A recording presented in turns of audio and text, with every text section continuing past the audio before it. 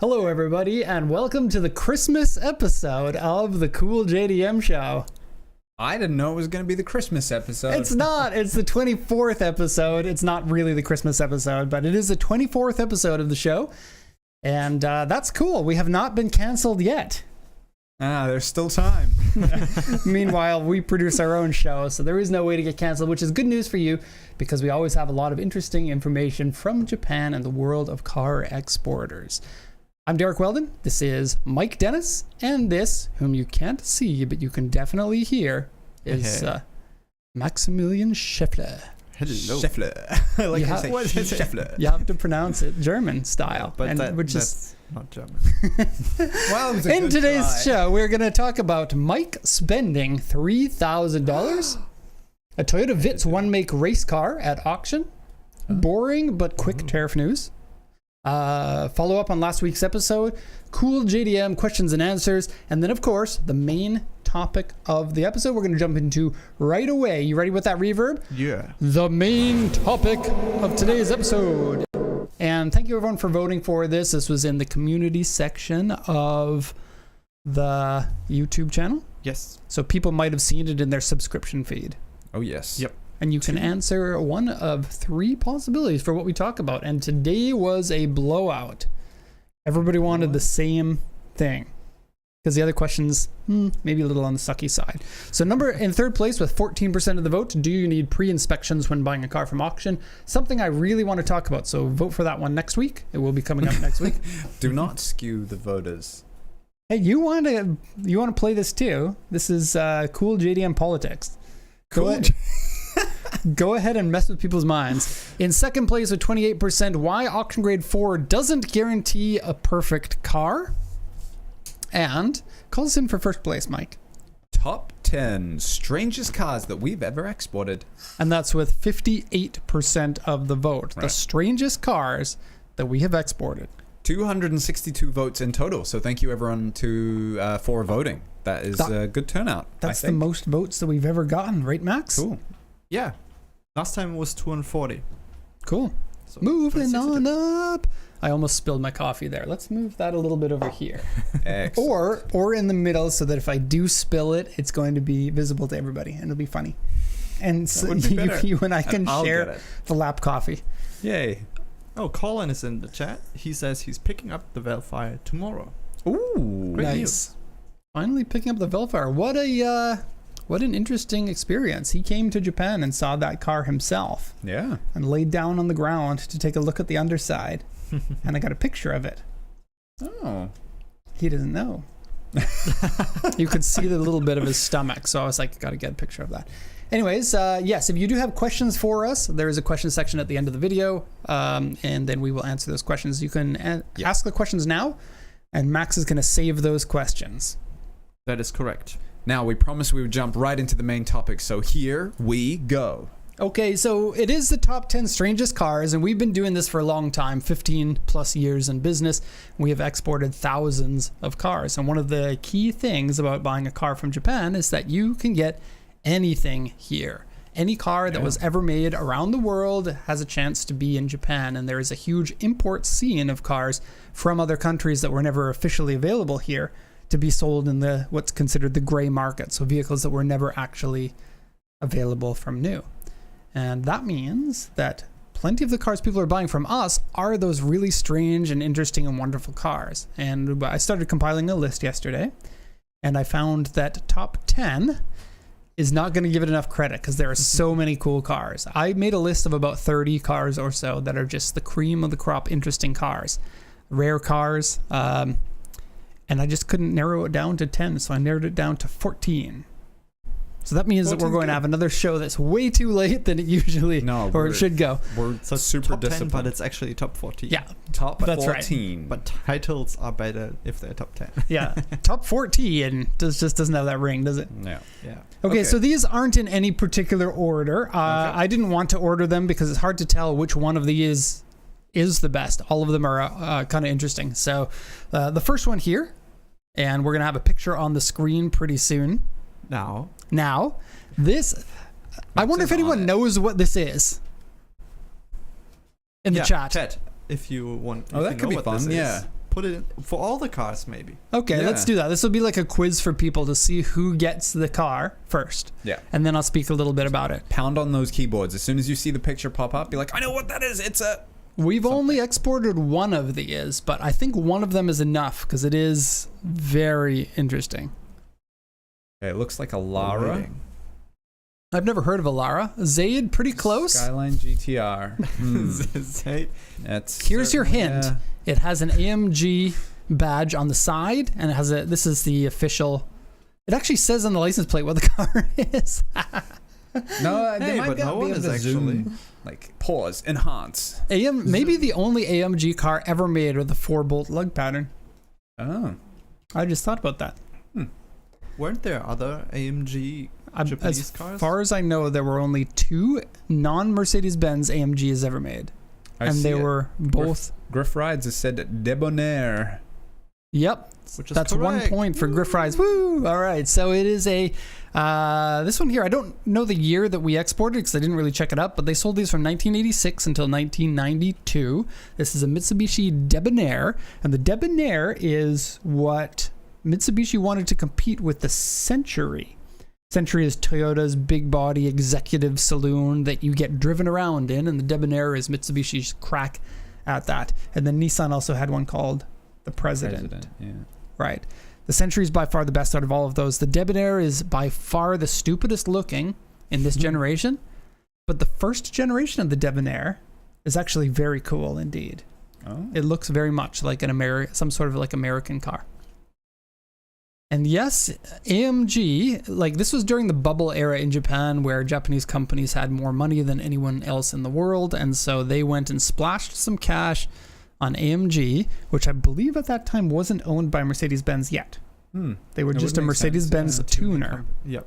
And then Mercedes-Benz ended up buying at least a controlling stake or something like that, and now they exclusively work. So this is a little bit of history. They're not very good cars. They had either a 2-liter V6, odd, right? Yeah. Odd Or that a AMG 3-liter signed up on V6. And they didn't have any performance additions. It was all appearance package. So they got the body kit, as you can see, front bumper, rear bumper, spoiler.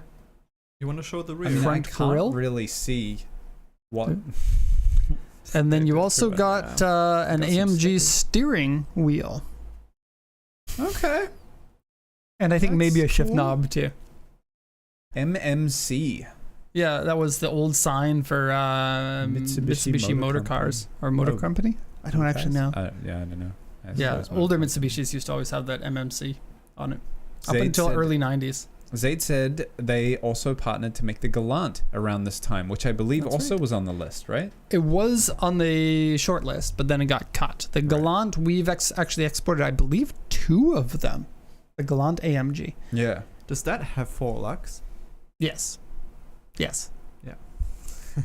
4 But lug. This one is weirder and cooler. Yeah. So I don't know about cooler. The It's in- weirder. The interior of this is fantastic, though. Whether it be the AMG one or not, it has very plush leather seats that look like a Oh. sofa. It has like the buttons that you like. You know what I'm talking about? Yes. The sofa buttons. Are we going to a picture of the interior? Yeah, we We're have a not way to prepared that. bring up something when I talk about it, like Jamie does on the Joe Rogan podcast. Let's see if we can find it. Oh, quite nice. There you go. And I believe you could get it in leather too. I think maybe the one that we exported was leather. But yeah, the ribbed seats. I thought they were buttoned, but I could be wrong. No, that's the Passage. Oh, wow. I do like those old school, like, rolly bits. So yeah, this is the non-AMG one. But still, Oh, very cool. the rear is very plush. Yeah. That's Very because 80s. this is to be driven around in. Yes.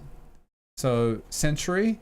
Okay, Rolls-Royce, Century, this, or the President. I think this and the President immediately. I quite like the Century SUV. The one that just came out a Oh. couple of years ago. That's cool. I haven't seen much on it. Can we also take a look at the Debonair first generation? Marshmallow seats. Because this is a very cool looking car. This guy? Oh, Yeah. yeah. Wikipedia image. Sorry, I can't. This, All right. this would suit you if you were a successful businessman, but your business wasn't quite legal.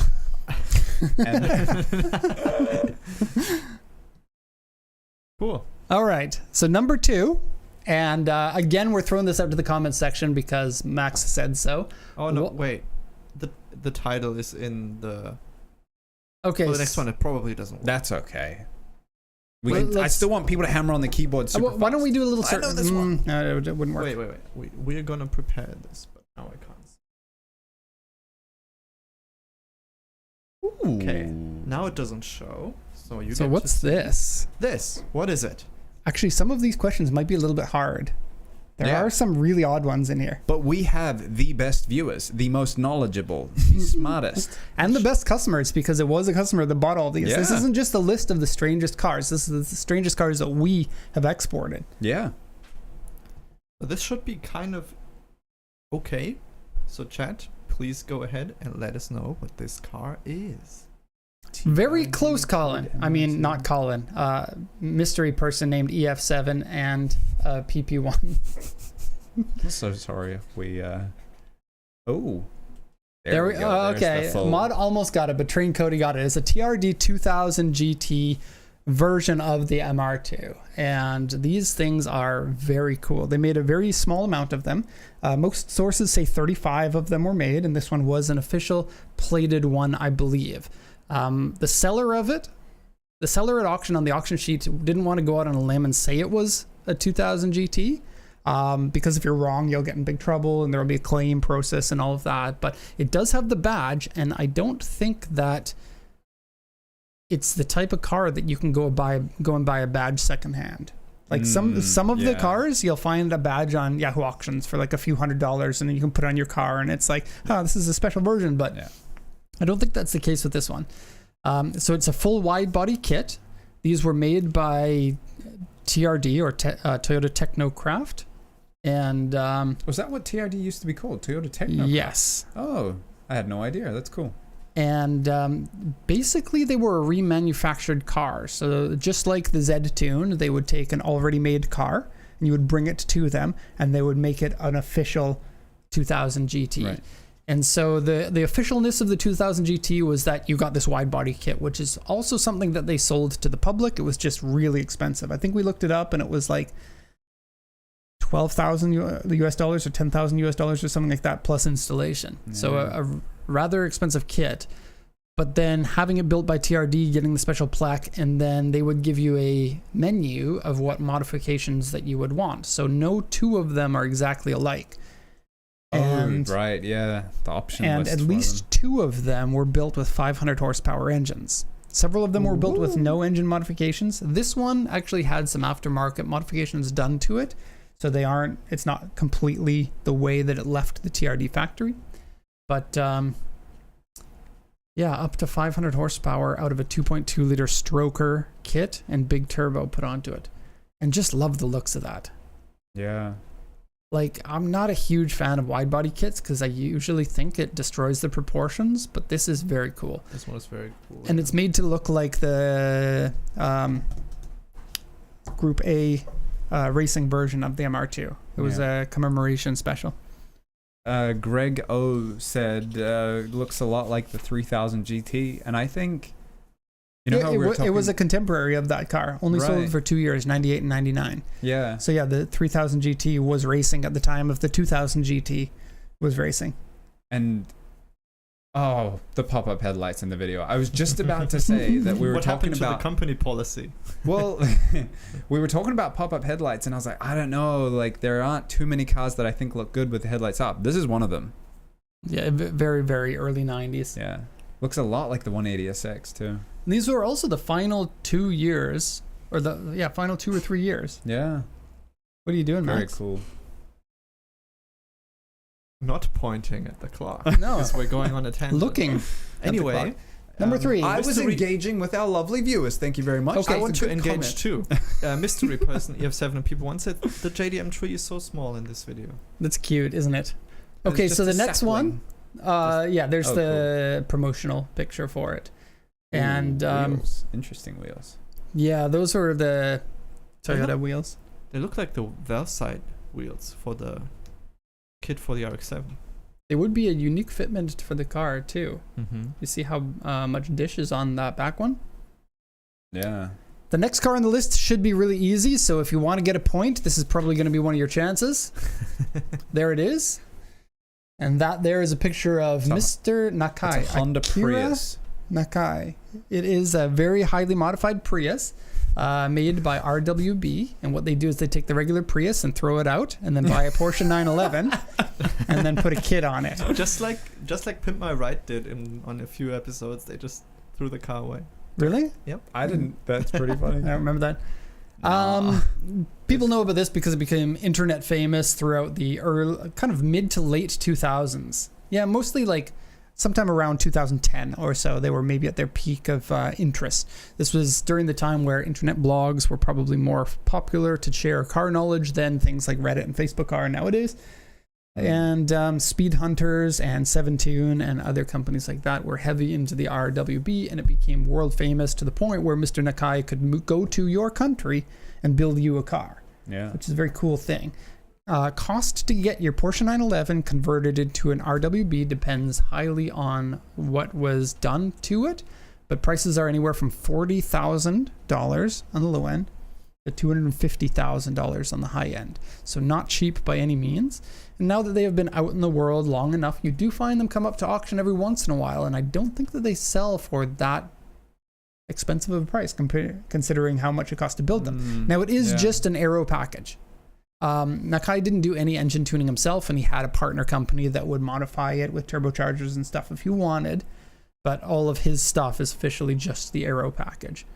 Probably one of, if not the most popular tuner for like tuning based on personality, more so than like well-known kind of. Right. It's like he was all into the take pictures of me sitting in my chair smoking cigarettes, and this is about me as like, it's a bit of a narcissistic kind of view on car tuning. His branding, you know, like everyone talks about building your own brand, and he associated himself with his work very tightly, I think. And I think it's something that works in other countries around the world really well, but you don't see it too much in Japan because most of the tuners here are a little bit like, they don't want to be the center of the spotlight so much. Yeah. It's just kind of my take. Yeah. You know, they want to be craftsmen, and they're not so good at being a loudmouth salesperson. Not saying that that's what Nakai-san is doing, but that's just my take. Max gave a bit of a side eye on that one. You have an example? If going to Daikoku every now and then, you just see lots of people who like attention. But maybe it's not the type of people who build companies like RWB. And he did something amazing, so props to him. I got a picture with him. I saw him at an Idlers event that I was going to, and I was like, "Hey, Nakai-san, I'm a woo. Let me have a picture." And he's like, okay. Daniel in the chat was asking if we have seen him in person. Oh, there you go. And I have talked to him, and he very much plays the character of Nakai-san, is my opinion on it. Oh, okay. Maybe that's just who he is. Whenever he's having a cigarette, he does that kind of like Japanese gangster kind of sit, and he's always like, I'm too cool for anybody. But then if you approach him, he's happy to talk to you. It's sort of like it seems sort of like a character that he's playing. Maybe that is how he is. Maybe he's just the epitome of cool himself, and that's just, I can't help it. I'm so cool. It is what it is. On to the next one. I don't think anyone Can I just say the exhaust? Yeah. What is with that? He's all about stupid exhausts. I didn't know that was a thing. But he does that. A lot of his cars have flamboyant exhausts, or like just that much too long. Well, he sees them more as art cars, right? Yeah. No. Okay. So it started as an actual like race car improvement stuff. That's why everything is riveted on and not really super high quality. Mm-hmm. And it's the backdoor Japanese tuning the thing for more grip. And the long exhaust, if you have lots of horsepower, a turbo on those Porsches, is actually good if you're throwing flames. Right. Well, longer exhaust can actually be better for the performance of a car, just like a longer intake can as well.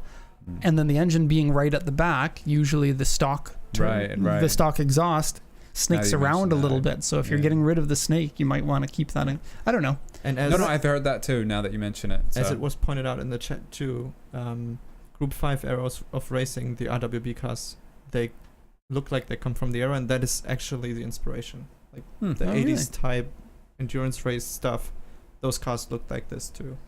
Cool. So the racetrack that I was at was Tsukuba when I saw him, and I was asking him how fast do the cars go around the track, and he says his top cars, because he does these events, right? I don't know if you know this, but any car that you build, you do a one make race with his cars. It's very cool.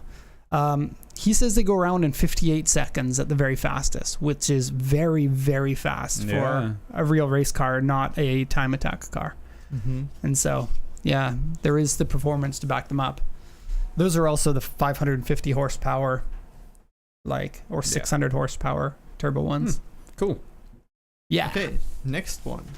And this one, don't think anyone's gonna guess it. This is I will not zoom in, so you can't read it. But please write in the chat if you know what this is. The only reason I know about this one is because we bought one. That was the time that I found out about this car. Honda. No Honda. Trabant? No Trabant. Trabant. A UN. Very hard to find pictures of this online too. I literally found like 3 cars. So this has got to be nowadays probably one of the rarest cars. It wasn't a super rare car when it came out. It was sold in decent numbers. But as you can see from the styling, it is very 1960s, late 60s, I would say. That is. Do you know what it is? I think, I'm not sure though. I haven't looked either. But from the names that we're getting thrown around. They sold, I'll give you some hints. They sold this in sedan, station wagon, and pickup truck. So Cody's right, from what I think. Train Cody says Toyota something, and that's correct so far. Oh. It is What a kind of Toyota. Toyota? Brown. A heavily modified Sports 800. Whoever said that is actually closer than they think. Ooh. Oh, interesting. They sold it in Sudan? No, sold it as a sedan. No. Maybe the picture is from Sudan. I see. I'm not sure where they I sold don't this. know, I'm pretty sure they didn't sell this in North America, because I think the first pickup truck in North America was the Toyota Stout before they had the Toyota pickup, or which was called the Hilux here in Japan. Okay. Do you want to review? What is it? This is, nobody got it, so I'm just going to go 1966 to 1969 Toyota Publica pickup truck. This one's second generation Publica, so a 20 series. This has an air-cooled 800cc 2-cylinder boxer engine. Ooh. So that means the pistons go like this. Sure do. Yep. Do you want me to put that on the big screen? And they're air-cooled. And it sounds incredible. And it's very cool. The reason why I said that it's very close to the Sports 800 is it is a Sports 800 underneath the truck proportions. Right. So the Toyota Publica was a Sports 800 rebodied into a sedan, wagon, or pickup truck. And so, yes, a Toyota Sports 800 with a pickup truck body. So big points to Mott for heavily modified Sports 800. I'm surprised. I mean, he's right. And Train Cody says that would be Toyopet at the time, or was it Toyota then? I don't know when the name of it changed over. It was sometime in the 60s, though. Yeah. Cool. Okay. White walls. On to the next one. The next one has a very interesting story. I would have known about this because it was in a car catalog I had when I was 18. Okay. Does anyone know this one? Right in the chat. Get your guesses in now. It is a Hot Wheel. Do we have any waiting music? Looks like a Hot Wheel. some No. very amped up music that'll get people like, oh, I need to type fast. It is not a Jaguar. Jaguar. Jetson's secret garage car. I'm too young for these. Zaid, you and me both, man. I don't think Zaid's too young for this one.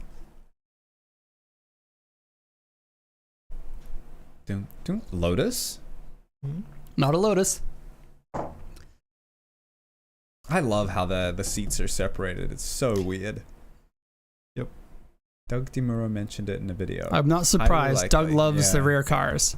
Corvice? But Doug, it was us that sold it, not you this time. Oh, Mr. Cars and Bids. that's cars and Yeah, Doug, hit us up if you want to come to Japan and look at the real rare cars.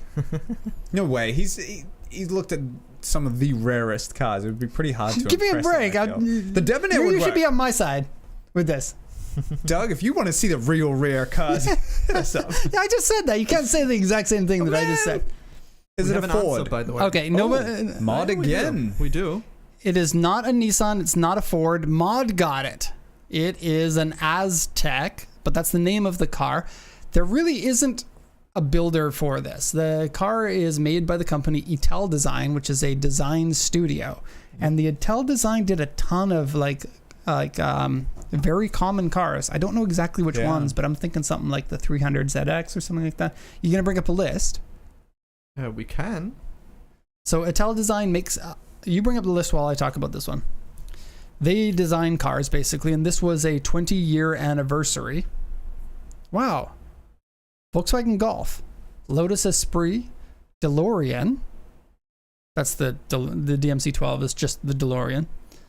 BMW M1. Ew, the Maserati 3200 GT. Ew. Can't say that. What if that's somebody's favorite car? Fiat Punto. I actually don't mind the styling on that. I think it's kind of cute. Volkswagen Jetta for first generation and Volkswagen Mark I Golf. It's weird. I would have thought that Volkswagen would have designed such an iconic car as that, but no, it was a contracted out design studio. Yep. BMW M1. Yeah, those things are killer. That's The first I M didn't know car. they were behind that. And 2 badges on the back. Oh, Yeah. okay. So Etel Design had a 20th anniversary kind of like a gala is what I'll call it, because they're probably rich. And for that, they made this car. They actually made 3 of them. There was this, there was a van version of it, and there was a coupe version that didn't have separated 2 seats. It just had a one panoramic thing. And it was very cool, and it made waves because of its futuristic design and everything. And then a company in Japan, no, not a company in Japan. There was a company in Holland or something. We're like, can we buy the rights for that and start producing them, but only sell them to the Japanese market? Huh. That is so odd. And And it was like 4 years later. So it was like 91 and 92 is when they started selling these officially. Like Etel Design never intended to sell these officially. So a company bought the rights to them and sold 50 of them in Japan, but then only 18 people came through with the order. So this is a 1 of 18 car that we have exported. Oh, wow. Yeah. Pretty crazy, right? Question in the chat again from Daniel. Is it street legal? Yes, absolutely street legal. And poking around it was all sorts of fun, but it very much is more like a movie prop than it is a car. Yeah. So it uses the Lancia Delta Integrale 4-wheel drive system Okay. and a Audi engine, 20 valve inline 5-cylinder turbo Audi engine. The side of the car says 250 horsepower, but it actually only had 200. And it has, Inflate the see if you can numbers. bring this up. Jamie I'm not Jamie. Scheffler. Scheffler, Max. put in Aztec side controls. Oh, okay. I was hoping that we would have a picture of this because That is not what we wanted. No, it is kind of. Let's just see. Can you click It's- on that one? Nope. well, it is kind of. Scroll Oh. down, and I'll see if I can find what I'm talking about. You mean the little stuff This on one. the side here? You see what I'm? Yeah. This, yeah. Somebody. Oh, it's the official Etel Design video. Did you do a video on it? No, we didn't. Yeah, unfortunately, a did, lot of these but- rare cars went to dealerships that are selling the cars on, Yeah. so we can't show you the official pictures of the ones that we sold. Yeah. Where's the picture? A report was done, but Wow, there's a lot of pages for this. Somebody asked if it had 2 steering wheels, Okay. which I thought was, oh no, it wouldn't. It But- doesn't have 2 steering wheels, but it has like a gauge surround for the second, like the passenger, right? And then it has a little mini computer that's right in front of it, but like a 1980s version of a computer, Okay. like think Flight of the Navigator kind of Yeah. thing with like big buttons and stuff. It's cool. And so see this like 1, 2, 3 buttons here, right? So the idea is, and this is how the official version of the Aztec, the concept car was, right? If you type 111, then it will check to see the last time your air filter was maintained and show it on the display in the car. And then if you type in 212, it has hydraulic jacks, and the hydraulic jacks shoot down and lift the car up. None of this was in the production version of it. But so none of them worked? None of this actually works, no. Oh, okay. Brake fluid level, coolant level, additional light housings, wheel covers. They actually have like a cover over the rear wheels. You can get those taken off by pushing the buttons in. But yes, the production versions, these buttons didn't do anything. I thought they actually did something. I know. I was so bummed. That was like when I was like, I was going to go see the car, right? And I've known about this car for a while and just like how quirky and weird it is. So I was like, I'm going to press those buttons. I'm going to see what happens. And they're fake buttons. This one here, see the signature on it. So this one here is one of the official 18. And so just like the one that I saw, the buttons don't actually do anything. And the ventilator switch, not sure what that is. And the 12 volts DC socket, it's fake. Yeah, it's kind of a bummer. Like I said, it's more of a movie prop than anything else. And the manometer, after you're done driving it, it tells you about how much of a man you are. No way. And it's always pegged to 11. No, the manometer is a pressure gauge. Okay. Can you go back to the interior shots? I'm curious about the passenger seat because it looks very much like it has another steering wheel. But it doesn't. I looked at the report photos too. And to open the doors, you have to pull up on the door mirrors, which is really weird to do. There you go. I see. I think they were all 5-speed manuals. Look at that Sony TV in the console. The one we exported didn't have that. The manometer. Should we go to the next one? 11? This car is awesome. And so am I. On to the next one. The next one should be pretty easy. There you go. Oh, cool. What is this? Good picture, too. Yeah, great picture. Sometimes it was a struggle to find good pictures of all these cars, but I think we got a good one here. This one even includes the special wheels that came as a package for this one. Just saying mini in the chat doesn't count, by the way. Yeah. Era Mini. A heavily modified Mini. Zaid got it. Yeah, Zaid got it. This is an ERA Turbo Mini, a factory, sort of factory. ERA sold it through the Mini dealerships, and it was a turbocharged version of the Mini, whereas the Mini peaked out at 75 horsepower. This one had 96 horsepower, so an additional 20 horsepower in a Mini is nothing to sneeze at. It's only 680 kilograms, so plenty fast. Looks great. Looks really cool. Yeah. This is also before fuel injection, and so it was a carbureted turbo. Not a ton of carbureted turbos out there. How come people don't modify their Minis to look a little bit more like this? These came out, there were a number of companies that sold body kits that look like them. It's just maybe they didn't take off so much in Japan because you really don't see them. But Japan does love the classic look, right? Yeah, Minis were always like one of my favorite cars, and so I used to buy Mini magazines that would showcase Minis, and these kind of bumpers were very popular back in the day. But nowadays, not so much. See the power hump over the hood there? Power hump. Yep. And you got special seats, special dashboard, the special bumpers, special wheels, of course. And 90, I actually got that wrong, 94 horsepower. Sold from 1989 to 1991, 3 years. All right. And how they got a turbo into that engine room is beyond me, because it's not a cross-flow head. Like the intake, the engine, right? Intake and exhaust are both on the same side. And that's against the firewall. Yeah. So where's the turbo go? You can't see it when you open the hood. We've sold 2 of these, actually. Or exported 2 of them. I'm saying, is it Japan exclusive Mini? And how did it even get into Japan? I don't think it's Japan exclusive, but I think they did sell them new here, because Minis had been very popular in Japan at that time. Very cool. Extremely popular. Power hump. Next one. Oh, I like this next one. And this is also one that we've sold 2 of. I just realized now that we didn't add any of the Lancer Evolutions that we've exported. But Lancia Delta Evo 2 Evolutions, They made a whole bunch of only 200 or 300 units made.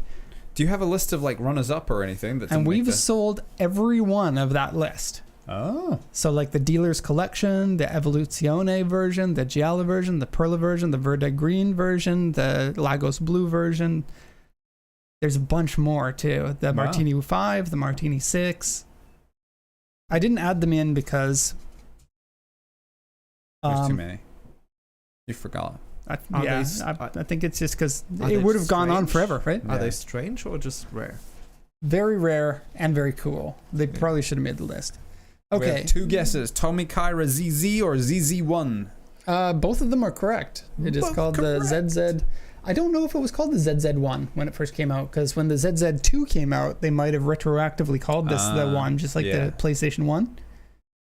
You both win. Oh, okay. So this car, if you play Gran Turismo, you might know the car because it is in several of them. But a lot of people don't realize exactly how crazy these things were. So these were sold for 10 years from 1990 to the year 2000. Only 220 of them were made. So we've sold 2 of them. So that's 1% of the total in the world. We have a car that's like 6% of the ones in the world we've exported, right? Yeah, yeah. And, okay, so 1990, right, is the first year of this. And Tommy Kyra is a tuning company. So you can get Tommy Kyra Subarus and Tommy Kyra Nissans.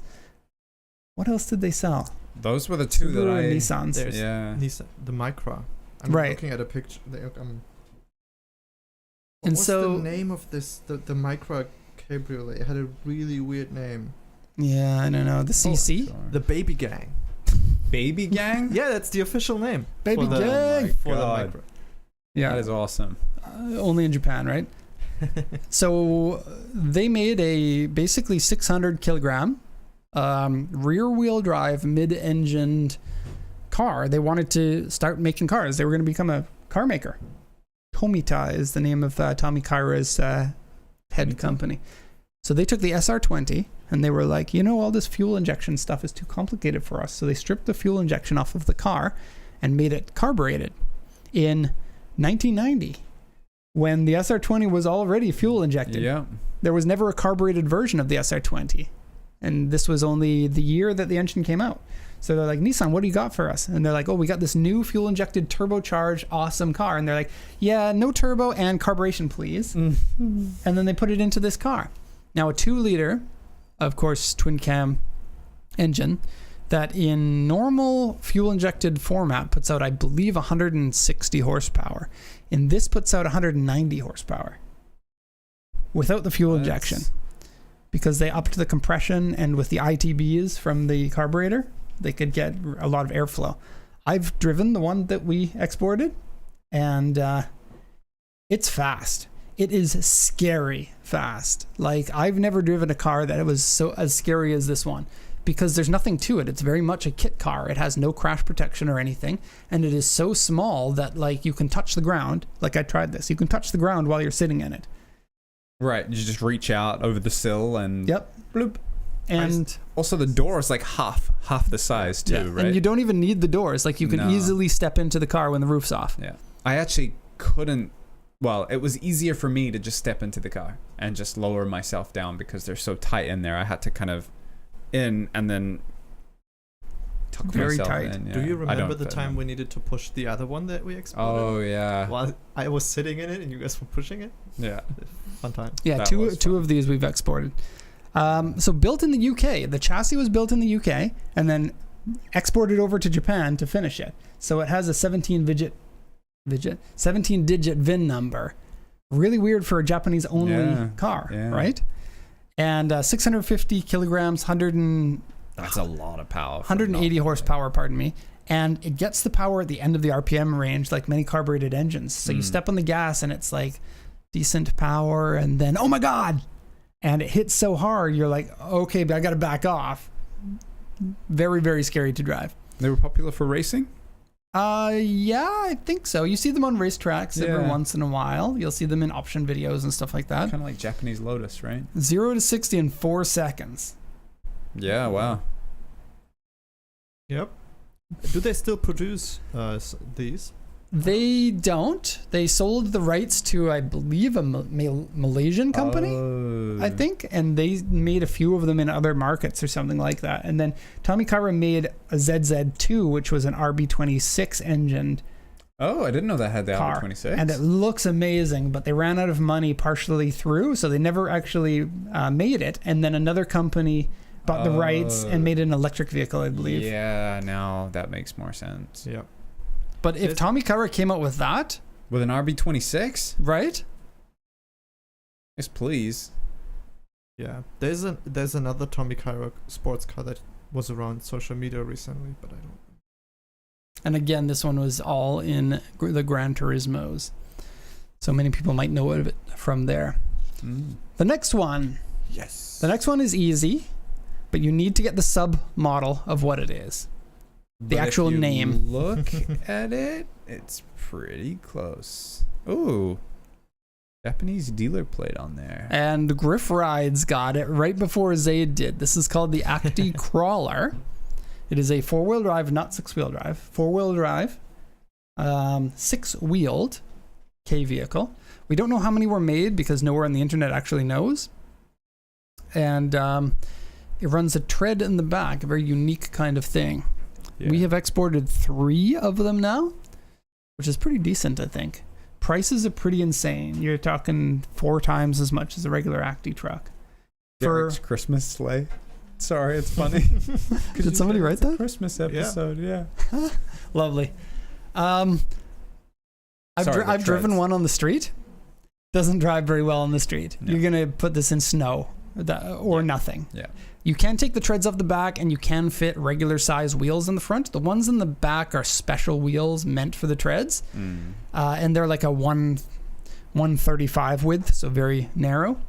And the treads, you can never get replacements for them, and the wheels, you can never get replacements for them. So put them on for the show. Yeah. Otherwise, rock with just 6 wheels. Yeah. Being able to poke around in them is all sorts of fun. The back axle is like double sprung with a semi-floating axle on one side. So the back wheel is the driven wheel, and then the mid wheel is basically just there to hold on to the treads, right? And it can articulate, right? And the front, the middle wheel doesn't have any suspension on it. The back wheel has this sort of double suspension setup where it has the regular suspension plus one that holds the arm in the down position, so that it moves up and down as the terrain is. Max, this is interesting for me, and this is why I do the show. They're cool though, because you how do you fit the treads again? Don't they disconnect and you drive into them or something? No, you take both wheels off and put both wheels on with the treads on. I think we had to do that once. Yeah, because the treads came in the back, and then we did have to get them installed, I think, or something. I don't remember now. It's been a while. But I actually saw one of these on a ski hill in Japan. Really? Yeah, Nozawa Onsen had one. Oh, lovely. It was the first time I saw it, and it was zooming up the hill. Like, I don't know if it was like rescue or just doing supplies or something. Oh, man. But it just started going up the hill, and I was like, what's that? Like, how cool would it be to zoom up the hills? I always heard that the ski hills in Canada are like, don't point to the clock, Max.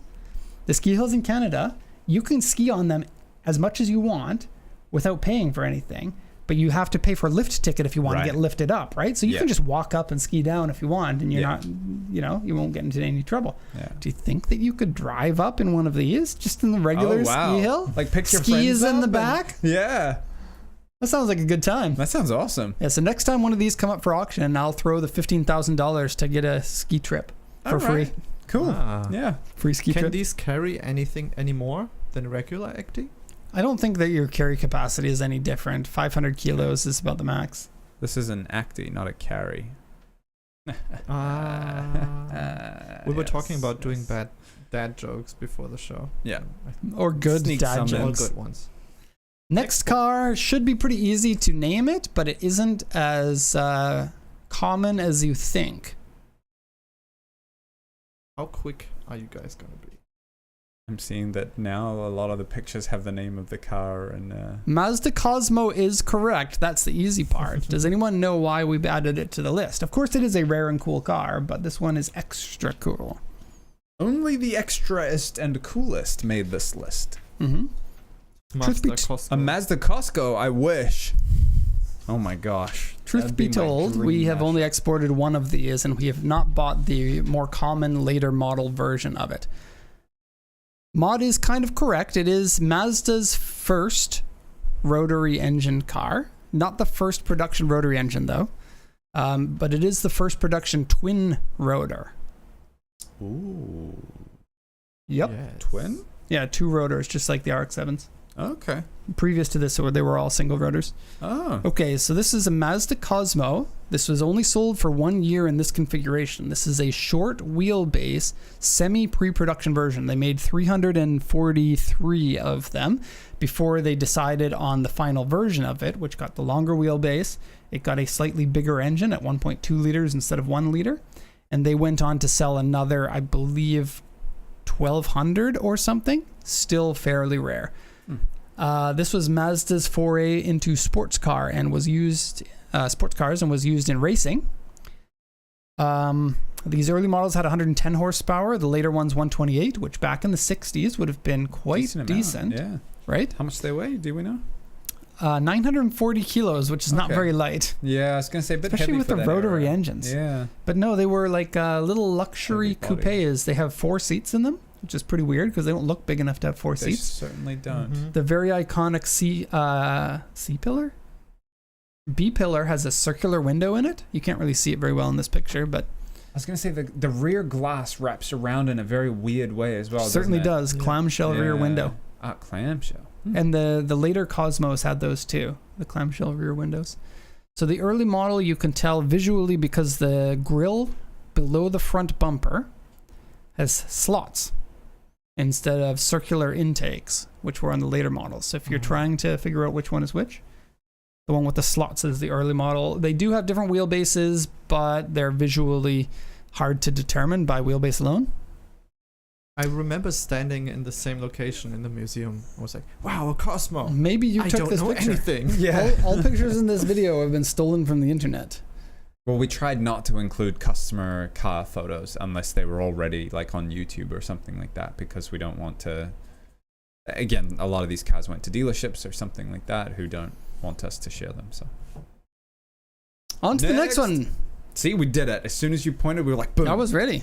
Yeah. Oh, I Okay. did not know we've exported one of these. What's this? What is this? What is it? Do you know what it is? I do. This one's I don't know a package deal. It's this There you car go, plus Rough Rides. 3 others that kind of fit into the same category. Okay, we got an answer. Should I go through all of the images now, or do you want to? Let me talk first about this one and then briefly about the other ones. What if we're Okay. actually mentioning the one in the background? Because that's a super awesome Oh. car. What is that in the I background? thought it was can't tell. yours, T27, no? Yeah. Hey? Is it? No, I don't think so. Okay, I don't know. Okay, this is the real challenge for the The chat. real. What's that? What are those? The back looks too fast to be a 11. Okay. That sounds right, actually. Oh. That's a A car what? my dad loved. Opel Kadett is what I was thinking Opel. Grant. Grant's so amazing. We need to have him on the show sometime. Get him. Okay, so this one here is an Alpine A110. A lot of people might call this a Renault Alpine, but when this car first came out, it was not owned by Renault. Renault bought the Alpine brand in the early 70s, I think, and these were made from 63 to 77. Oh, 74. I wrote that down. 74 was when Renault bought Alpine. The early ones had 51 horsepower from 1000cc engines. The later model ones had 130 horsepower and 1600cc. These are super duper light. They are like 600 kilograms. They Wow. are itty bitty. They have a rear engine. They were very popular and successful in rally racing because of the lightweight and the rear engine, making them difficult to drive, but also performing really well, like 911s of the era. They look fantastic, honestly. Right? I like, wow. The stands. Yeah. They look even So better in low. person because of how small they are. They're like Yeah. original Mini size almost. They're like shorter look than the so original much Mini and bigger. only a little bit longer. Yeah. I want to go to the next one. Yeah, so all of these are Alpines, and they're Alpines that we've exported, and Alpines aren't that common around the world, so you might be interested in seeing them. This one here is called the GTA, which was the replacement for the A110. Also cool. I very much like the design We exported several of these, and actually we've exported a ton of Alpines. Only one of the 110, that's the most iconic of them. The other ones were really cheap about 10 years ago here in Japan. And so we exported a ton of them. And one in that pearl color, which is very cool. Next one? The next one is the A3... Oh, I missed the A310. Okay, so we did export an A310, but it looks similar to that last one, so it's not much different. This is an A610, which was the final car that Alpine made until they remade the A110 as a modern car that competes with the Boxster now. Right. And these ones had pop-up headlights, which from factory didn't work very well. Oh, We've exported like 10 of these, and like 2 of them had pop-up headlights that worked properly. When they come up, they don't come up smooth like the Japanese cars. It's like... Like one will always come up before the other one. Oh dear. Yeah, and still they've always been rear engine, and very cool. The interior is also very cool on these. Yeah. Someone did say they loved it. Oh, Mod said loves the interiors on these. Yep. Okay. GTE in the back. Timekeeper is saying next car. Go. We're zooming. We're not delaying. Oh, that's an easy one. My all-time favorite car. You got a chance to drive one. I have driven one. It is so cool. The coolest car I've ever driven. If you sit in one and you look to the passenger side, you can see the curvature of the Earth. It's true. That is true. You sit so far away from the person in the passenger seat, you can't even touch hands. Yeah.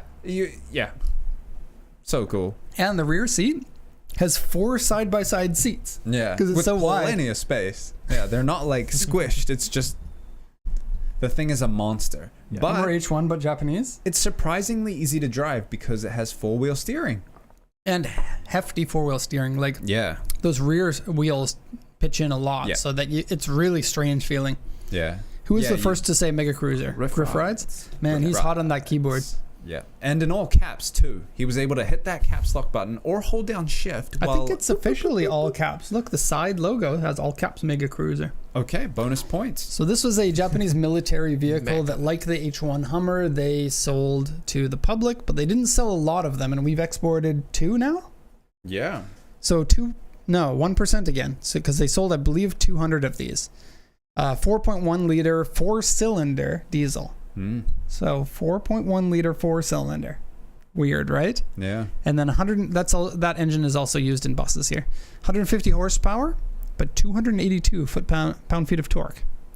And then at 1800 RPM, 133 of them made. 133. And it climbs like no one's business. Like, we've got a steep section of the lot that we sometimes need to put cars in. And Land Cruisers, Hiaces, Jimneys, probably some others that I'm forgetting. No trouble. This, it's like you're on flat ground. You can idle your way up. Yeah. Also, one of the only vehicles I know of that's a production vehicle that has portal axles. Do you guys know what portal axles are? Please explain. Max? I do. Okay. You guys are too smart. I can't explain. Yeah, I can't explain. You can't explain? No. A portal axle is just a drop down. It's a geared hub. And so what happens is the drive shafts come out from the main differential, right? And then they drop down with a gear to the wheels. And this gives you more clearance for your drive shafts so they don't get knocked around. And they are like the cream of the crop for off-roaders. You can get aftermarket kits for several popular off-roaders. Yeah, you can see it. This comes from factory. factory. Lower than the body line, so there would be an axle here, but there isn't. Yeah. When we had the blue one, I was looking at it from the underside and was amazed by how it was. Yeah. When you pointed that out to me and I looked under, I was like, I did not know that was a thing. Very cool. Portal axles with the 4-wheel steering. Yeah. Yeah, it's weird, right? That's a feat. Because most vehicles with portal axles are going to run a solid axle because of its dependability. But they decided to do these ones as drive shafts, and they're thick brother drive shafts too. I've been visiting Mount Fuji for driving recently. You see a ton of these because of the military bases there. That's so cool. It's always fun to see them driving around. I'm like, Mega Cruiser, Mega Cruiser, so cool. The military ones are like, they sell them, right? But they also de-vehicleize them. They burn the VIN out, and they say you're never allowed to drive this on the road. Yeah. Next one. What's this? This one might be the weirdest out of all of them. To somebody, the story, right? Yeah. It's the unassuming one. If somebody gets guessing this, I'd this be one. really surprised. We need full name, What is including the this? full brand name. A little sneaky. While we do this, Derek, is the A110 smaller than the Tomicaira? They're about the same size. I don't know. I believe the A110 might be a little bit longer. That Tomicaira is tiny. You can almost pick it up with your hands. I think Colin is Wow. the closest, but not. Is that fully correct? Not really. Everyone is right on the edge of the Yeah. correct terminology for it.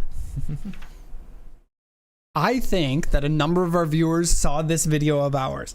There is not a single picture on the internet that I could find of this car, so I had to use our video of it. I've only seen this at auction once or twice, I think. I'm sure there are some pictures on the internet, but they're unfindable because whenever you try to type it in, Yeah. you just get Honda cars in America. Right, yeah. They're Dan I think we have an Pippen and, answer. So yes, EF7. it's called the Honda of America Accord. Did you guys know that Honda was the first car dealer to have an American manufacturing plant? The first Japanese car maker that had an American manufacturing plant in 1982. And that was used heavily in their advertising here in Japan. And then because it had kind of made a name for itself, Honda was like, you know what? Why don't we import from America an American version of the Accord with its own American features, American interior, American bumpers, American lights, and all of that back into Japan as a left-hand drive model, and then sell it here as a specialty premium version of it. So at this time, you couldn't get leather interior for the Accord in Japan, but you could for the Honda of America version of the car, as well as several other minor things. But the fact that this was ever actually done is very strange indeed. So- A left-hand drive Honda of America. Yeah, it's only in Japan. Right. Because it was Honda of America. And what was the VIN then? 17-digit VIN? I actually can't remember. Yeah, I don't I think they remember came either. with standard Japanese VINs. Ooh, the interior is very cool. Very cool indeed, right? Wow. Oh, and that's the special badge for Honda Right? of America. And we've got a picture of that we can show you, but like Oh, there you go. MFG. that's actually the name of the Honda in America as a licensed company. It's also short for best regards in German. Is it? Oh. All right. So I don't know how many of these that they sold. Honestly, information is quite difficult to find on these. I believe that the Accord was the only model that they sold as a Honda of America car. Yeah. And there you go, floor mats with the chicken on them. Chicken floor mats. Okay, are we zooming? Do we still need to zoom? Yeah. Timekeeper? Zoom all the time. All right. Oh, this next one is actually very cool too. Wait, this is the interior of the... Yeah, it's cool. What a weird thing for Honda to do, right? Oh, meine Flutgaben. What? I don't know. Mine. Don't what me. That was perfect German. Try again. Mein Flautsgaben. Mein Flautsgaben. Mein Flautsgaben. No, it doesn't make sense. Oh, MFG. Mit freundlichen Grüßen.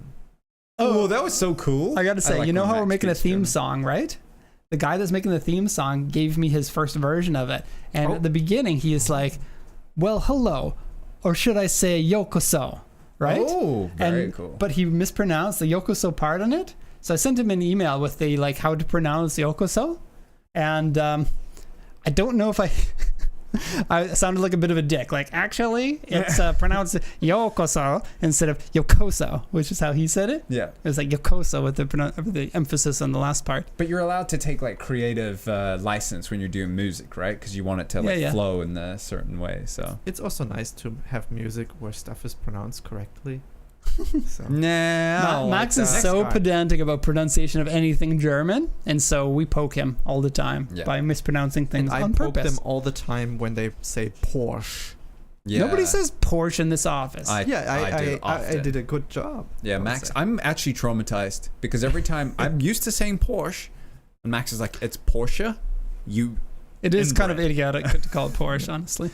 Okay, Next well, car, moving next right car. along. Thanks Moving for along. the personal attack. You can't really guess what this is because it doesn't look any different. In fact, this is just a picture of an Escalade. Okay, the wait, only wait. reason... We could act this out though to give people more of a hint. How about, pew pew pew pew pew. Oh, sure. Oh no, I'm being shot at, but I'm not dead. How could that be? Exactly. So you probably want to be like a ping, ping, ping. No, I'll just be the guy in the car. Scrolling on Reddit. Is that enough pew pew pew ASMR? I actually am scrolling on Reddit. Oh, don't do that. This is work time. Live on the internet, scrolling on Reddit. I kind of wish the chat would blow up, be like, wow, that was so funny. You guys are so awesome. But everyone's probably like, what the hell am I watching? Yeah. Okay, so not only was this an armored Escalade in Japan, left-hand drive one, we believe that it was used in the motorcade of George Bush when he visited Japan. Right. It was a very special vehicle. It was a armored Escalade with windows that were how thick? I think they we were tried to pretty measure thick. them, didn't we though? Like, it's hard to measure. Yeah. Super thick windows, armor plating. Yeah. Lights and sirens, American style lights and sirens, like the blue and red. Intercom too. Yeah. Get out of my way, I'm armored. Yeah. You know? Which was quite George Bush is coming through. Yeah. Or this is the distraction George Bush one. Because you know how they do that, right? It's like some of them have George Bush and some of them have no George Bushes in them. Yeah. Yeah, armored Escalade in Japan was very odd. Beating around the bush. Sneaking in these jokes, eh, Max? Yeah. This is the dad joke Christmas special. There's not much else to say about that. Then we can go to the was next weird. one. It was bulletproof. And we it was didn't cool. try it. Yeah, we did. Right. I did the pew pew. Never mind. Next one. Is this the last one? Yes. Well, this is our last one. Number 10. What is this? Of course, it's got the Shinagawa plate. All of the special cars are always registered in Shinagawa. Ooh, this on the turnpike too. This might have been the No, like the one that they take pictures of, the official one. Because notice the plate is old. I also noticed the potholes. So these were made in like 98, I think. Did I write down? No, I didn't. Okay. SW30.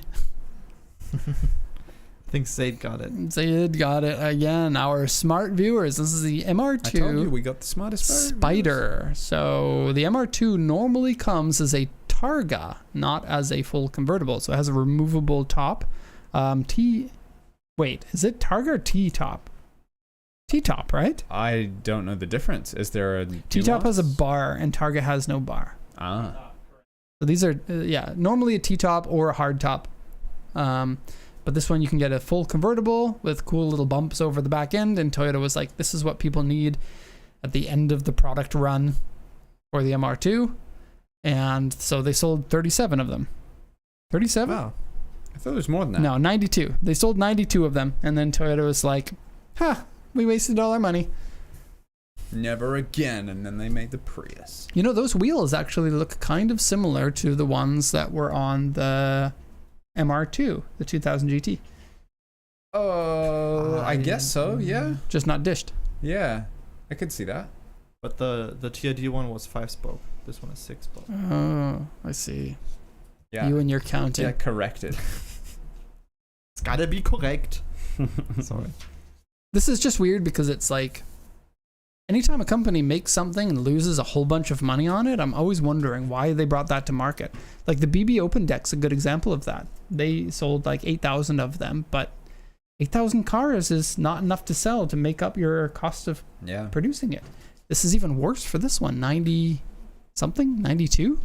92 of them made. Well, counterpoint to that, if they don't do that, then you get the current situation that we had before more of these cool cars started popping up, which is you're like, why aren't there any cool cars available anymore? Yeah, we're What the the French heck's going manufacturers when you need them.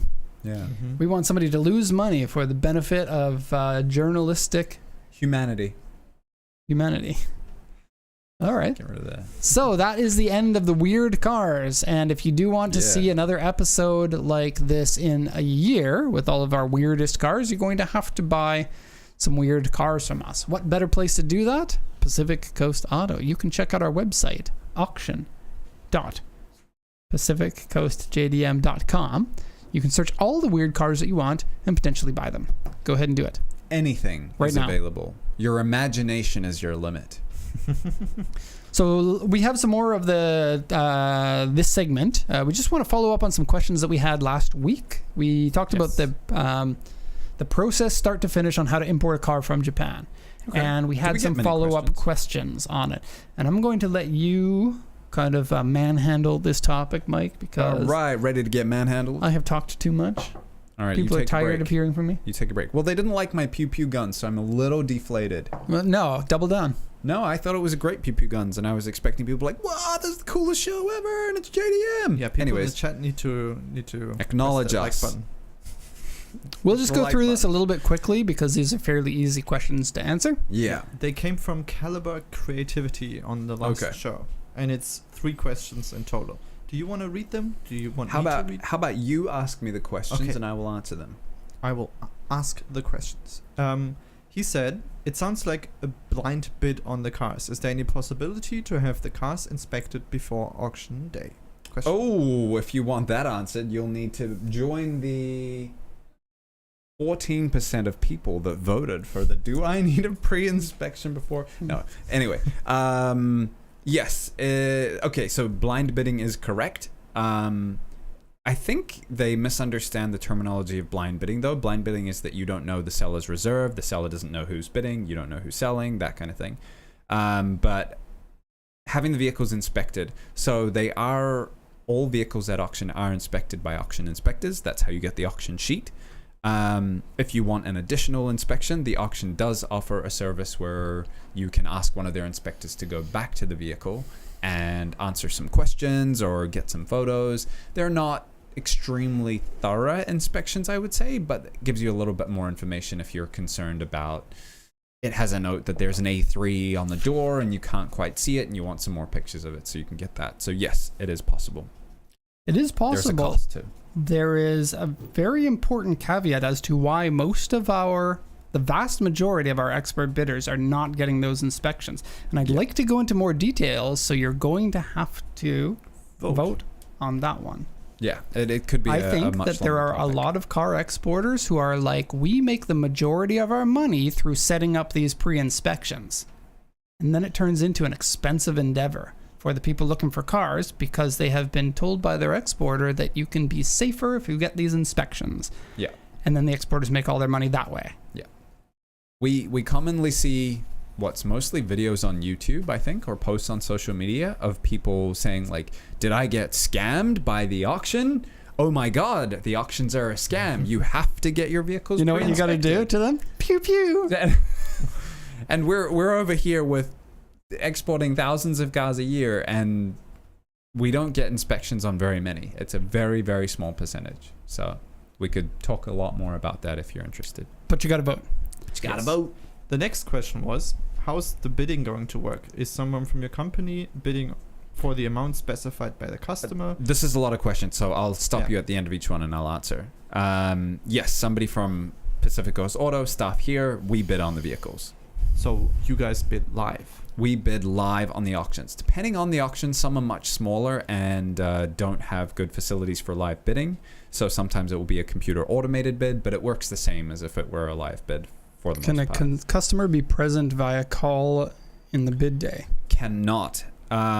We have done it on occasion, but the bidding is done like it's over in a few seconds. So some customers have asked us, can I be on the call with you while you're bidding? And they might want to say, okay, I'll bid a bit more or I'll bid a bit less. It doesn't work. Like by that time, it's already too late. You lost the car. So once bidding is done, there's literally 2 seconds before the bidding is closed. So you can't back and forth within 2 seconds with somebody. Yeah, not like an auction hall where you'd be raising your paddle and you'd be like, I've got someone on the phone. The bidding's at 200,000. Do you want to bid a little bit more? Okay, 210. And the auctioneer is waiting for the bids. There is no waiting for the bids. It's like we have to sell 70,000 cars today. Yeah. So these things go through in 30 seconds. Yeah. And there's like 15 lanes sometimes running in tandem of cars that are selling second by second by second. If you've seen some pictures of the auction, you'll see like a whole bunch of screens, and those are cars that are just selling. So no, we can't be on a call with you. So you set your max bid work. amount, and we'll bid up to your max bid amount. Yeah. And then the rest of the second question, which was more questions. I've also noticed that a lot of vehicles look like they are missing from auctions or are very limited. Why is that so? For example, Toyota Chaser. Because they are rare? Yeah, I mean, if you're asking about like why can't I see many of the cars at auction, you might not be checking every day. The vehicles that you see on the auction tool right now will be coming up for auction either today or within the next 1 or 2 days time. So auctions that are on Wednesday, auctions that are on a Saturday probably haven't come through to the auction tool now. So we recommend that everyone checks the auctions once per day at a time that's convenient for you. And if you're checking every day, you're unlikely to miss cars that are going through. If you're checking on, say, a Monday and then a Thursday, you're gonna miss some cars. Probably was checking on a Saturday his time, which is Sunday our time, and that has basically like Sunday has no auctions, Monday has very few auctions, and then bigger auctions don't start until Tuesday, and auctions get cars 1 or 2 days in advance. There are a lot of chases that come through auction, so that's the only thing I can probably over 100 per week. Yeah, that makes sense. And then number 3, while we are waiting for shipping notification, can we book repairs on car modifications, since in Japan they are cheaper? Let's say we are importing into the EU. Usually cars needs to be in line with EU conformity. Are there any chances these modifications can be made in Japan? That's a difficult question to answer. It's a good question to ask us one-on-one, because the answer will vary depending on your situation. But yes, the cars can have repair work done here in Japan before exporting, but depending on very many factors, it could delay shipping. Or, more than likely will delay shipping. It takes us out of the control, because we don't do any of that work ourselves. So we're contracting another company, and then we become the communication back and forth between the customer and that company. And this means that we're limited in what servicing that we give to the customers, which has some drawbacks. So if you are interested in something like this, it is something that we can set up, but there's a lot that you have to learn based on your very specific requirements. And I will say, we are not going to help with getting a car repainted. There's too much chance for it to go badly. Paintwork sucks here too. Usually. Yeah, it's also more expensive. One of the questions was, it's probably cheaper in Japan. That depends. Sometimes parts availability here is better than other countries, but I would say most of the time, for most people around the world, EU, I'm not so sure, but definitely the USA and Canada, doing work in your home country is going to be cheaper, especially like maintenance and repair work, providing the parts are available. I think we need to add that to one of the questions that we go over, why paintwork in Japan sucks. I'd like to get into details about that. I think I have some theories. Very cool theories. If you would like to hear Derek's very cool theories. Cool JDM theories. Okay, I'll put it into the vote, maybe. So just put in the list of things that we're going to eventually get to. Okay. Possible. Do we want to move on? I think good for the next segment. On. Get those fingers on the blue dial. You gonna do it? Did that sound demanding? I'm sorry. No, it's okay. I was supposed to sound exciting. Please, and I enticing. am the producer, but you are the boss. All right, but this guy's gonna say it. Oh, I just the guy who telling the guy who does things to do things. While Derek was talking. So, all right, say it again. I'll do it again. Car pigs. While Derek was talking. We've got 3 cars coming up for auction this week that we want to show you, because it is fun to talk about cars. This is quite a gem. I got given more bullets. This is a 1975 BMW 3.0S. Yeah. It is not the CSL. CSL? Is that CSL. CSL. It is not the CSL. Oh. It is just the CS. So this one here is a sedan version. And the reason why I call it a gem is because 85,000 original kilometers on a car that is now 50 years old. Ooh. Could you imagine that? That's not even 2,000 kilometers a year. Wow. I will also say, I don't know if we said, but these are vehicles that are coming up for auction right now. So we've picked some cool ones for people who are new. And remember, if you buy a car we show in the auction, you'll get special stuff. That's right. You'll get undecided special treatment. Sorry to interrupt you. Please continue with the gem. This one here is a survivor. There has never been any accident work or paint work done to it. And while it does have some issues, it is full original condition, which is something you simply don't find on a 50-year-old BMW anymore. Yeah. A lot of people agree that this is one of the most beautiful looking BMWs. I guess they like the coupe version more, but the sedan version still is a very cool looking car and a very high quality, very stately 1975 car. Love it so much. As far as condition goes, yeah, it needs a little bit of work. It's really not so bad though. The body has a little bit of corrosion around the wheels.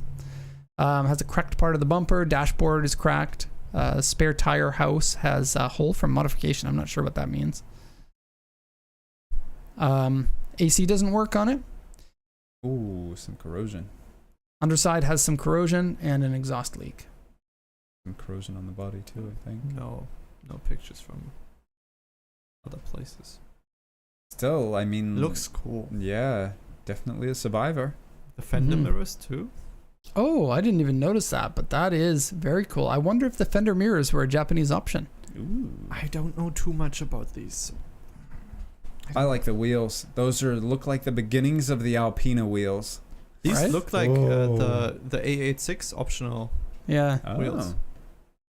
Derek, if I'm a customer and I want to buy this car, how much do I have to pay? Oh, geez. Good question. I don't follow the prices for these, but since it's not the CSL version, which is fairly popular here in Japan, fairly expensive, I think the CSL in the same condition might be around 4 million, 5 million yen. This will be a little bit less. I'm thinking maybe 3 million yen, 2.8, somewhere around there. Max, I saw you zoom in on the price, It's start the start price. price, yeah. So that, just be aware, that's the start price. It has absolutely no bearing on the sold price. So my We've seen guess, brand new Ferraris with a start price of 1 million yen, and they sell for 15, 20. So, your guess? is around 20,000 US dollars. 20,000 US dollars. Do I hear 21? Can you I see? hear bingo on the clock for the next. Can you click has this been at auction before? Because a car like this is likely to have gone unsold.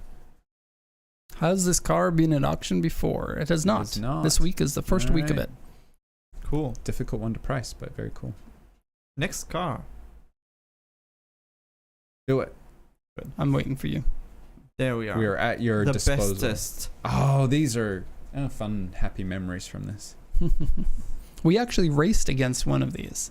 I don't know if you remember, but the Oh. Team 911 had one of these. The Oh, red one. theirs was Yeah. the TRD MSB. This is so fun.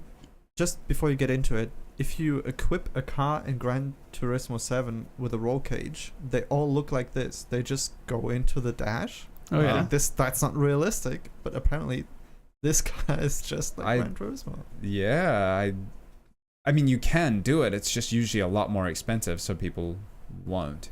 But And this one's a more factory difficult. cage. But yeah.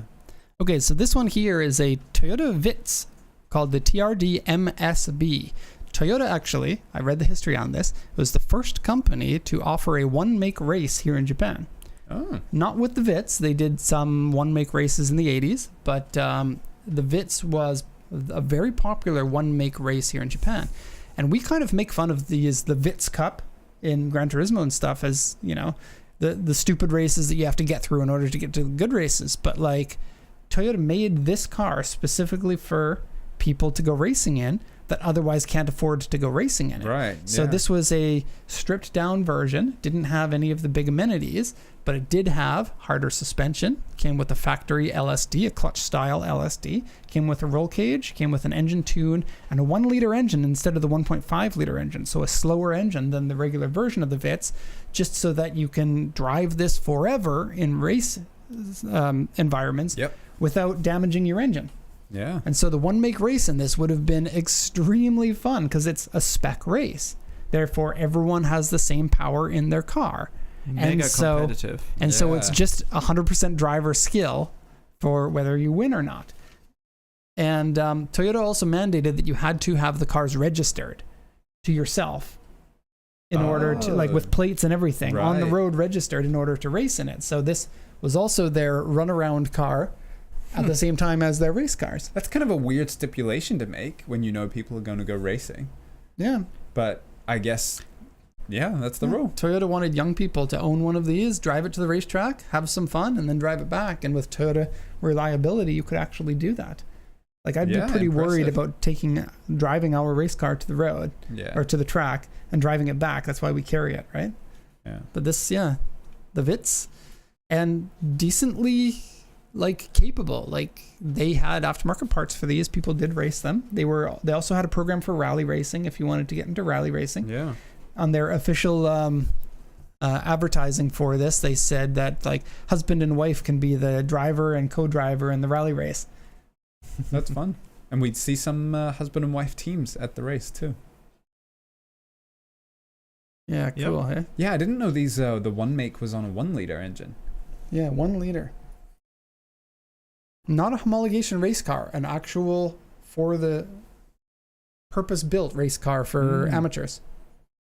So we see a lot of homologation cars here, but this is very different. Homologation car is meant for the street, but is allowing the car to race in a race series. But this one, you wouldn't buy this unless you were actually going to go racing, because if you wanted a Vitz for the street, you'd buy the faster one. Right. So near 100% of the people who bought these were racing them. Mm-hmm. Pretty cool. Next car. A car I had never heard of, so of course I had to add it. Looks a lot like that Publica, doesn't it? I was going to say, Isn't that a Trabant pickup? It is a Daihatsu Compano. Daihatsu is a Toyota-owned company, but at this time I don't think Toyota owned it at this time. I'm not sure. This is a 1 liter, so that would have been the bigger engine. Most pickup trucks at that time were 360 cc. This was the full version. 1968 Campano, 1000 cc pickup. This one has the 4 number plate on it. Do you see that? Oh wow! So we've talked about this before. Really it was between 1967 and 1969. They phased out those number plates, so it's been the same owner since. Yeah. That thing's got to have just been 60 years ago. I mean, it doesn't have any. Yeah, it hasn't been grade or inspected. marks But or anything. it doesn't have the "I've been sitting forever" kind of look to it. It looks too clean to have been sitting for 20 plus years. Maybe in a barn, in a field somewhere. It was a barn find. Now, Derek, a little bit of clarification here. We tell people that these are auction picks and they could buy them. Yeah, don't buy this one. We can't buy this one. It's uninspected. You have to be on our. You have to be a dealer, really. The nice list. That's our. No, even that, like, because how about our customers that regular ship by container? Yeah, nobody's that gonna would want be this, the honestly. okay. Yeah, this would But be still. way more trouble than it's worth. Like if you want a tiny little pickup from the trouble. 70s, you'd probably pick a Sunny. Yeah. Very cool.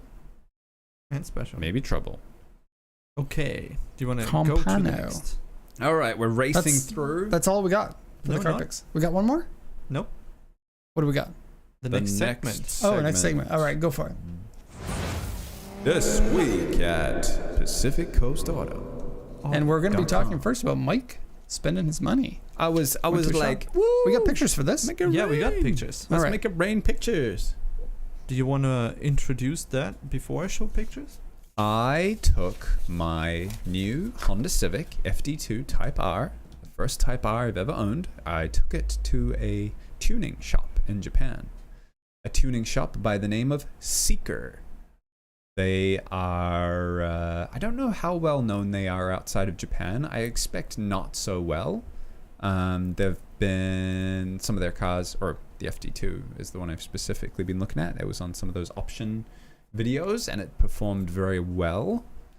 They offer a sweet exhaust. Let's just be honest. That's why. So your car came with a straight pipe, and It came everyone with a hated it straight except for you. Yeah. And you buckled to peer pressure and went and spent a lot of money on an exhaust. Yeah, I was being kind to you guys. This wasn't for me, and I'm actually surprised that you didn't offer to pay for the exhaust because this is for you. It might have been worth it. It was very nasty sounding. It was perfectly sounding with the straight pipe. Yeah, they have an awesome looking exhaust, which Max has a picture of. That's my car at the shop, being all nicely. They had an amazing shop. It was very, very clean. Their waiting room even smelled nice. I was surprised. Very different from many of the tuning shops here, which are small and dirty. I've never been to a shop that was this clean and nice. Also, I pulled up and they had an FL5 Type R and an S2000 and FK8, and that's my muffler. That's my new pipe. It looks so good. It sounds pretty good too. Now, do you want to tell us how it sounds above 4,000 RPM? I am unable to tell you what it sounds like above 4,000 RPM because Mr. Seeker said there is a break-in period for the exhaust. It is 2,000 kilometers. You Bullshit. should not drive it over 4,000 RPM. Now, Derek Weldon was quick to refute this. Derek was like, there's no break-in, go VTEC immediately. But being the person that just spent $1,000 on the exhaust, I thought... So you bought other things too there, right? Right. It also got an ECU tune from them. Bumps up the power a little bit, gives you more power in the rev range. Also, the car's dirty while it's at the shop. There's brake dust all over the wheels. That's because of hard braking. Yeah, I've been driving that. Yeah, the braking periods for like exhaust packing and metal heat cycling and stuff, I don't think it's... I don't know, I shouldn't be out saying this. This is not financial advice, or this is not exhaust advice. I don't think it's all that important. I'll probably try to be gentle with it for 500 kilometers or something like that. Go on a road trip somewhere, but it's VTEC time. What else did I get? I got a... they did like a full service as well. Got a little Seeker bling, a little Seeker shift knob and shift boot, because before the shift boot was just dangling. Don't like dangling. Now it's all tight. I don't know if I should mention this, but I see you wearing shorts in that picture. That's right. I will wear shorts at any given... It was like 37 degrees that day. I will wear shorts at any point that I can. Sure. And you have a little Goku keychain. Yeah, my little Goku keychain usually fits around the shift knob as just like he just hangs out there. It's actually Goten, not Goku. But now with that nice Seeker thing, I would probably put it somewhere else. Don't know where. Dangle it on the rearview mirror. Yeah. So no more straight pipe. It sounds very good. But then it's going to sound different after the break-in period. Yeah. It's going to like get a little bit louder, right? Yeah. So I'm eager to find out how much better it is after the tune. Like the exhaust, like you had the stock exhaust on there before. Like you had the straight pipe, took that off, put the stock exhaust back on because it came with the car. And now you're moving to the Seeker. So you're going to get some exhaust performance gain. But then the tune is also going to give you some performance gain. Yeah. And I'm very eager to find out. Does the tune raise your RPM at all? A little bit. I think the max RPM is like, what is it? 9,000? 8,200, I thought. I thought it was higher than that. I don't know. Probably should have done some research to get you the numbers, but it's just more like Grant said with his Fit Tune, which he got from Jay's Racing. It's just got a little bit more power and a little bit more pep everywhere, and then you get more on the top end, which I haven't done yet because I've been good. How much was the exhaust? 150,000 yen. So $1,000 US. Yeah. How much was 70,000? 70,000, pretty cheap. So $500. Yeah. And how much was the shift knob? Shift knob and the little collar was 15,000. So $100. Yeah. Okay. And then it got a full service, new fluids, new trans fluid, clutch fluid, brake fluid, belts, tensioner, that kind of stuff for the accessory belts. All up, it was 380,000. 380,000. So like $3,000. A little bit less. Yeah. Yikes! But I love the car and I want to keep it, and it needed like a full fresh service, so I wanted to take it to a shop that knows their stuff. And it does have like their special oil and their special things and stuff, which is a bit more expensive. Did you get new spark plugs? Yes, one-step colder spark plugs too. NGK. So yeah, I'm looking forward to driving it more. I'm bummed about the break-in period, and I was so close to breaking the break-in period immediately. Do it. Yeah. Okay. Brief information about the UF tariff situation. This is hot off of the press. It was just a few hours ago that this broke, and we now have a trade deal between Japan and the USA. And so I am going to read it. This is the official information from the White House. This deal... This is not the official information from the White House. This is what Can you read it? Posted. I can't do it. I can't read it either. Max, can you read it? Do you... No, Do you 'cause want to I don't even need- think we should be saying this. No, I don't alright. want to be sharing the kind of stuff that person says. Okay, so there's a 15% tariff on everything from Japan. And- I want to read it. I changed Alright, my mind. read I it. really want to read it because you Okay. want it to be said, right? I think that This deal will create hundreds of thousands of jobs. There has never been anything like it. Perhaps most importantly, Japan will open their country to trade, including cars and trucks, rice, and certain other agricultural products, and other things. Japan will pay reciprocal tariffs to the United States of 15%. Can I just say That was a quote. There literally has been something like this where Japan opened up. Yeah. That was just a Anyway. quote. Just don't take that with From the too president. much. Yeah. So for What one, does that he's mean? still calling it reciprocal taxes. That's not really a thing. I don't know why he calls it that. Yeah. That's literally not a thing. That's his brand. It's not going to create any jobs. It's going to take jobs away. There's never been anything like it. This is a tariff. Tariffs have been around for centuries. And perhaps most importantly, Japan will open their country to trade, including cars and trucks. Japan's completely open to cars and trucks with very low import taxes on them. It's just nobody here wants the cars from the USA. People in Japan want German cars and Japanese cars almost exclusively, and all American manufacturers have basically been closing down. The only ones we could think of were Tesla is still available here and Jeep is still available here. Yeah. And you can get Corvettes, but these are tiny numbers. And Corvette is sold through the Yanase dealers. Ah, okay. So I don't think that it's officially Chevrolet or Yeah. GM. Yeah. There's just not a big enough market here for them. And then rice and certain other agricultural products. Japan does import rice from America. It doesn't even import up to the quota amount. And whenever Trump talks about, I didn't want to say the name, I'm sorry.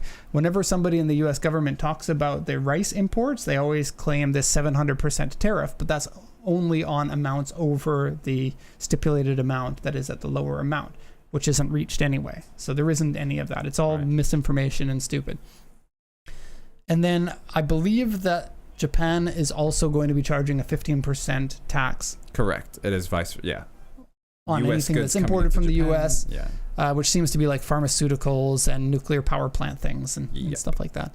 I'm not really sure how it's going to impact the Japanese population, but you guys are importers of Japanese cars, and so you're more interested in how this is going to affect you guys. So yes, the 15% could absolutely be worse. Last time that a tariff was talked about, they were talking 30%, and so this 15% is much nicer.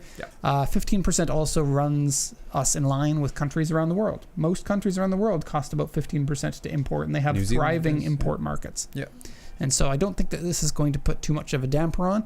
And keep in mind, these are only 25-year-old cars, with US being the only market that's really hotly going for the 25-year-old cars. This means that prices at the auction are going to go down. Not a lot, but slightly go down, because if people are going to be now charged an extra 15%, then the cost of the cars will fall 15%. Pretty much anything that's 25 years old has a price that's dictated completely by the US market. I will say also, we don't know if this will affect used cars. When these tariffs first came into place, these reciprocal tariffs that were just broadly slapped on everyone, used cars were not affected. There was still a different classification. They were not affected by the cars tariff, but they were affected by what he was calling the reciprocal tariffs. Right. So, but now those reciprocal tariffs moved from, I think it was 29% down to 15%. Right. But just for the people watching, just keep in mind this is still very early news. It's always best to talk with your customs broker about what rate is going to be charged. And they may not even know yet. And as with they're anything in the officially- world of tariffs, things are not permanent. Things will likely things can change. Okay. Tariff talk is done. Thank goodness. And we get asked about it a lot, and I know it's boring for many people, but it's also important for many people. So there you have it. We have Q&A. That's questions and answers. Very good first question, and one that a lot of people are wondering. Let me read that question to you. It is from S. Oliver, a clothing brand in... Really? Yep. Weird. This person is a clothing brand? I don't know, but there's a clothing brand called S. Oliver. S. Oliver. Anyway, some of the auctions are blocked in terms of showing pictures of the car. All USS auctions are blocked. Why is that, and what should I do? You want to answer? You like it? Me answer. I'm drinking coffee right now. Okay, the answer is quite simple. They are not blocked. Well, actually, no, they are blocked. That's completely wrong. The answer is, nah, they're just not blocked. I was going to say they're not blocked by us. USS has blocked their photos from being shown by third parties. So USS, being the largest auction house in Japan, gets to throw their weight around. I won't give my personal opinion on that too much. They don't allow their photos to be shown publicly. So what we do when you've signed up with an account and you have a security deposit, we will ask you to send us the link and we will return the photos to you. So we can share those with you privately. We cannot share them publicly on our auction tool. And if you think that hinders your viewing and searching for the cars, you are not wrong about that. There is an option for you. It is official from USS, and it is a monthly expense. So if you want to be able to see all of those images and you pay the monthly expense, then you are able to see all of those images. So it's up to you whether you want us to email you the pictures or if you want to be able to see them all yourself and pay the monthly fee. Monthly fee is $15 a month or something like that? Yeah. It's basically what USS charges. A little bit less than 15. Yeah. Yeah. Yeah. This is not a way that we make any money at all. No. It's a way that we spend less time sending pictures. Yeah. I don't mean to be complaining about this, but sending those pictures does take a lot of our labor hours. Yeah. USS just suddenly was like, here, that's more difficult for you now to purchase our I've got a solution, but it costs money. Yeah. You can't do that free thing that was really easy. Instead, you have to do a more difficult thing that costs money. Cool, right? Because now like we get more money. Yeah. Sorry. Anyway, next Kevin question. Hill has a question. Yes. What was your toughest car fix? Could be anything from bodywork to engine repair to just tracking down an impossible electrical issue. Friends helping out counts? What made it fun or a nightmare? Would you ever do it again? Is this personal cars, I guess? Not generally, maybe. Exported cars? Because my answer is very different depending on whether it's own cars or... I got a couple of stories. One, our race car, our Miata race car, had a year-long problem that we eventually just gave up on. It was some sort of weird electrical running issue, and we could not figure it out. It happened after a car accident. Something broke. We don't know what it was, and we never figured it out. Yeah. We ended up just ditching everything for other reasons as well, and you can check that out in the Drives Japan channel. It's eventually going to get to that point in the future. The other one that I'm thinking of is one we're dealing with right now, and I'm allowed to talk about it because I know the air suspension car. So we bought a car, and some... gosh. Oh, that is definitely up there. It's like a perfect storm of broken car. So we bought this car, and it's an Audi, right? People don't modify Audis usually, but this one came with a cage and air suspension and giant wheels and really sitting right down on the wheels. And in the auction picture, it was also wrapped in this metallic green color. So in the auction pictures, it looks pretty cool. And air suspension's expensive, right? It's it costs you $8,000 or something to install air suspension to your car. So you buy this car for $3,000 and wow, look at all of the value that I've got. And it came into our lot and the air suspension wasn't working. And we found out that this air suspension is a very cheap AliExpress kind of air suspension kit, and it was just broken. And over time, the air suspension started sitting lower and lower, and whoever installed it with multiple airlines that don't plug into anything, just to look cool. Purely for show. They're all like steampunk kind of style looking. And it doesn't even look that cool. The cage inside the car wasn't bolted in. You can just physically move the cage around in the car by yoinking on it. It's completely fake. And the wrap on the car looked like it was done by kindergartners who have never tried cutting anything with scissors in their life before. So it was a mess of a car. So we were like, a mess of a car. Okay, what are we going to do? Take it to a shop? Well, guess what shop wants to do work on broken aftermarket air suspension? That you have no information for. No manuals, no nothing. brand. There isn't a brand on this. There is a skull and crossbones on the control manual. But that control manual, like, it's from like something else. They just used it as because it's got buttons and switches. It's got a key, and you turn the key, and then it starts smoking.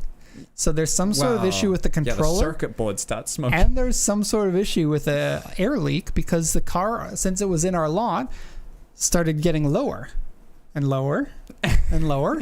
And currently, it is sitting on the tires. Yep. So you can't move the car.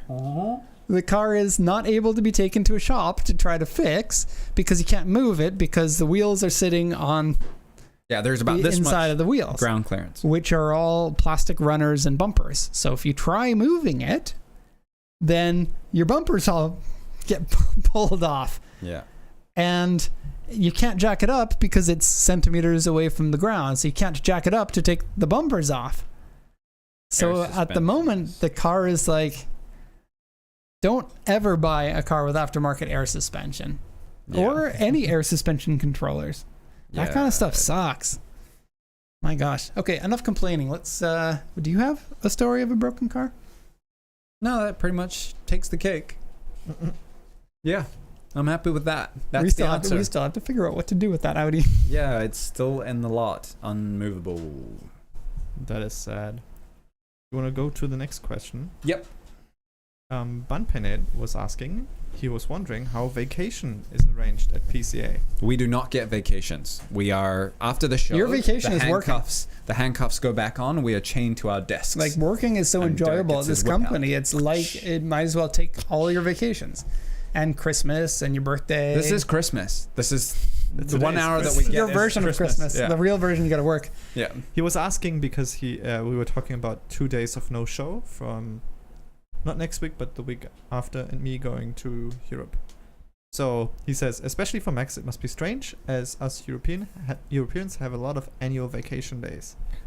And taking 2 to 3 weeks off is considered to be normal, and he has read that it's not the case in Japan.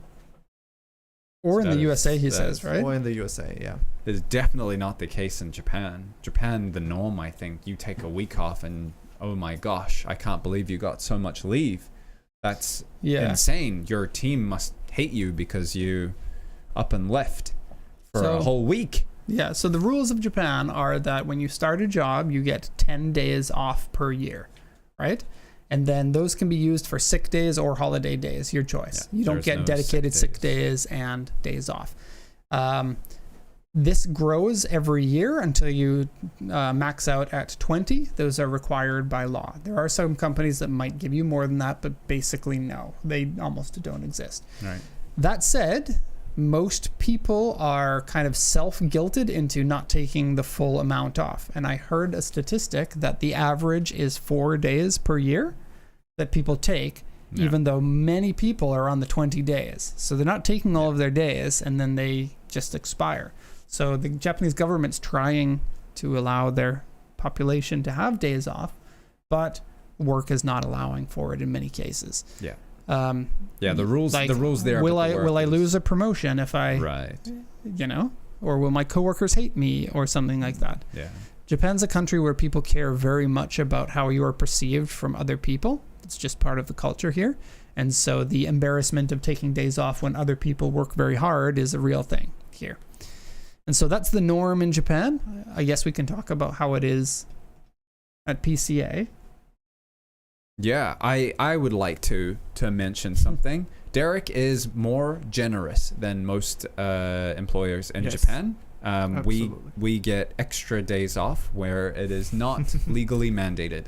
For example, the best example is Christmas. Today, we get 2 weeks off. From today, because you said it's Christmas. Yeah, that 2 weeks off. Every time I say it's Christmas, you get 2 weeks off. Yeah, but that's no joke. It's 2 weeks off in Christmas. Yeah, 1 week off in Oban, and 1 week off in Golden Week. Right. It is a little sad for our customers because you can't buy cars during that time. But around Christmas/New Year time, auctions are either closed for 1 week or they're skimpy. And then during the other weeks, the auctions are also closed. So this makes it really easy for us to give that time off. Yeah.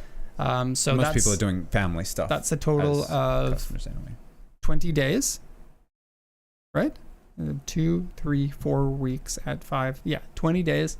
And then you get your regular days off. Right. Which Mike is already at the 20 days. My tenure. But so Christmas is not a thing in Japan. Companies don't close over Christmas. They'll close for about a week over New Year's. Most people work on Christmas Day and Christmas Eve. Christmas Day is just not a thing here. So it's nice for us. It depends on the company. You usually get 4 or 5 days over New Year's. Yeah. So generally, if there's also the Obon and the Golden Week, that the days may not line up to be a full week, but Derek gives us a full week off. And I'm going to toot my own horn a little bit. We allow the holiday days to roll over to the next week, which is pretty unheard of here in Japan. Yeah, that's true. So if you don't finish all of your holiday days, I'm like, well, you can have those for your next week or next year as well.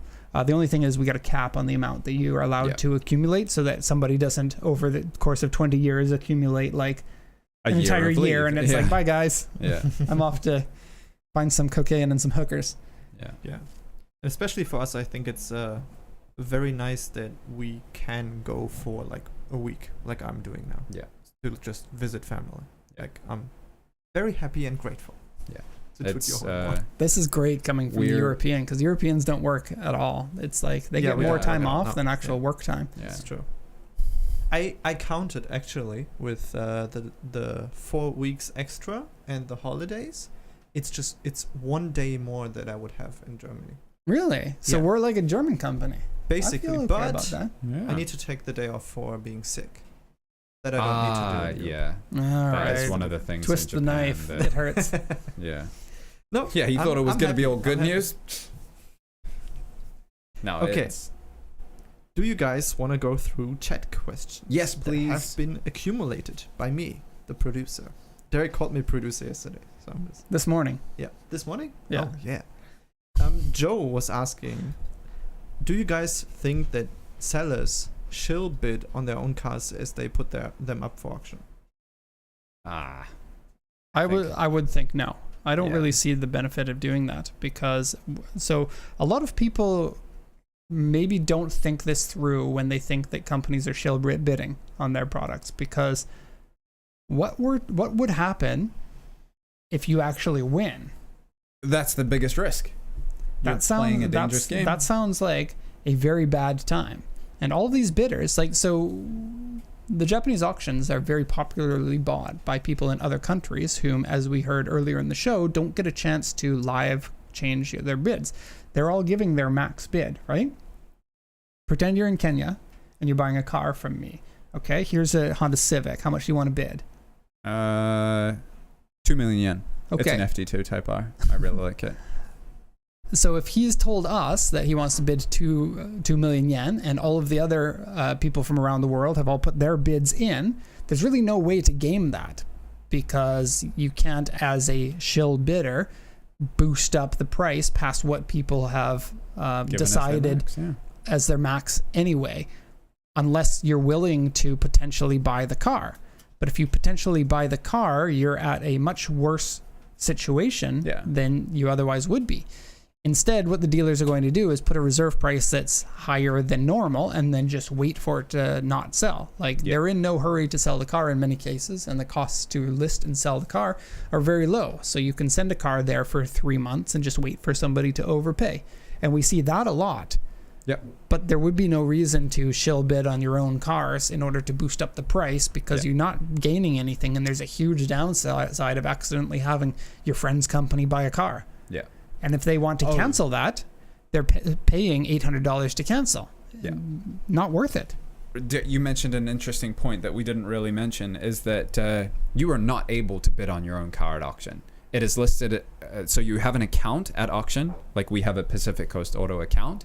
When we sell a vehicle, it is under our account. We cannot bid on that vehicle. Right. I suspect that shill bidders are always having a friend that has an account that is going to... Right. So you would have to know somebody else who had an auction account, which is fine. You probably have a friend who's in the business or something like that. But if they win the car, oops, you have to cancel that car. Cost you 100,000 yen, because you need to pay the cancellation fee and then you need to pay the relisting fee. So that person who's selling the car pays a success fee, and then there's a cancel fee for the buyer, and then there's the relist fee for the seller. So you just boost up your reserve, as somebody said in the chat. You just boost it up on your reserve price, and then If no one buys, then fine. I think also people aren't considering that an auction is in a very precarious.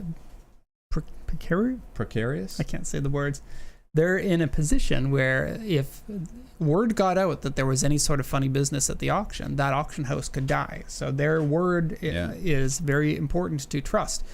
And therefore, they're going to come down hard on anyone who's trying to game the system. Yeah. In something like shill bids. Just like if you break the rules, they're always... They'll snap up your membership, and that person can no longer do business. Yeah. Like, can you imagine if we lost our membership for one of the auctions? Yeah, we would be... Yeah, we could. I'm sorry, you can only buy cars from this auction. Yeah, the other auctions, we've lost our membership for. Yeah. You guys would be like, well, no, I need to buy from all of the auctions because I don't want to be limited. The other auctions are scammers. Oh, gosh. Honestly speaking, I have heard those lines from people who got kicked out of the auction. I don't know if they've got kicked out of the auctions, but one exporter that I know is like, I'm only allowed to able to buy cars for you from USS auctions. I don't know why. Interesting. I wouldn't be surprised if there's some sort of weird thing going on. Do we want to go to the next question? Kitty City Kevin asked, Kitty City Kevin? Yeah, I love it. Funny name. How many Fairlady Z 200ZR have we exported? That was our first car to the USA. Wow. Oh, yeah. I didn't know that same person who might be watching, maybe, is it you? has bought, I think, 3 of them. I think in total we've only done 4 or 5. They're not very common cars. Those are the Fairlady, just like the North American one, but instead of a V6 turbo, they're the RB20 engine. Oh. Cool. So you can get an inline 6 turbo or a V6 turbo in the same car at the same time. This is why Nissan's going out of business. They can't figure stuff out like this. Also, those are very difficult to purchase now, aren't they? They're much rarer. They're also really old. Yeah. Next question from JT. Are there any specific times that cars are posted daily? Also, what day of the week has the most cars listed? Most cars listed on Thursday, USS By Tokyo. far. And they have sometimes around 100,000 Which is also cars. your Wednesday most of the time because of the time zone difference. Yeah, that's Japan time, Thursday. I don't know if it pays to mention this, but all auctions run Japan time, anywhere from 9 a.m. until like 9 p.m. So, sometimes even later at USS Tokyo. Yeah, they'll just go until they've sold all the cars. What was the other part of the question, sorry? Any specific times that cars are posted daily? I believe that the update is every 30 minutes new cars get put in. Yeah. But what you should be doing is picking a certain time per day to search the cars. Yeah. If you become a professional, like you're doing this for your job, I would recommend that you only look at cars that are coming up on the next day. Yeah. And that way you're not browsing through a whole bunch of listings for things that are like multiple times. Yeah. Like if you're looking at all days, then you'll see the same car every day for 4 days, right? So you can wipe that out and only look at the ones that are coming up the next day. Also, say there's, for example's sake, 3 different companies, A, B, and C, and they all have 2 cars to sell at auction in 1 week. Let's say they're all going to sell their cars on USS Tokyo. Company A might send in these cars to the auction on a Monday and get them all inspected and done, and they might be listed on the Monday or a Tuesday. Our auction tool may not show it for a bit later. Company B might send theirs on a Tuesday, and Company C might send theirs on a Wednesday, and these cars will all be going up live on auction at different times. So part of it is to do with the sellers, when the sellers send their vehicles to auction. That makes sense. Yep. Okay. Before I read the next question, if the viewers have any questions at the moment, post them in the chat. And we can use the remaining 7 minutes. Remaining 7 minutes? You mean of the extra 23 minutes slash yep. I'm just giving you guys the deadline now. How often do you see Mark 3 VR6 Golfs or Jettas at auction? We used to see them quite frequently. You don't see them too much anymore. Mark 3s were a little bit of an unloved one. Mark 1, Mark 2 both have quite a big following, and Mark 4 and on do, but the Mark 3s are a little bit of an ugly stepchild. There are people, obviously, that like them. Japan got also the 2-liter 16-valve version of the engine. The ABF engine, that wasn't available in North America, so it is a very cool car that you can buy. But they are old cars, and Volkswagens don't hold together that well from that era. You can still see them from time to time. We've sold a number of them. I see somebody said, I just went to change my ownership for my car. Coming from New Zealand where it takes 10 seconds on your phone. It's so silly having to go through so many different counters back and forth. Lol. First of all, cool to see another Kiwi in Japan. And I totally understand that registering your car here is a pain in the butt. Yep. It sucks. It's a very jobs bureaucratic. It's, yeah. But there are many benefits about Japan that New Zealand does not have. And vice versa, obviously. But yeah, car ownership here is difficult. I don't think I could do it if I didn't work at here. Or a company that would then help you with like foreigner stuff in Because Japan. car dealers do it for you here. Yeah. When I got the Oh, cappuccino, true. I just went to a car dealer and they did everything, including That's insurance. true. But that costs you like 300,000 yen or something It did because they're cost- like, hoo-hoo, you can't do it, but I can. This is part of the So- reason why car dealers don't want to sell to exporters sometimes. Like, we'll have people who are like, hey, can I buy this car in Japan? And we call them up and they're like, no, we want to sell to a Japanese person. What that means is they want to get that registration profit. Yep.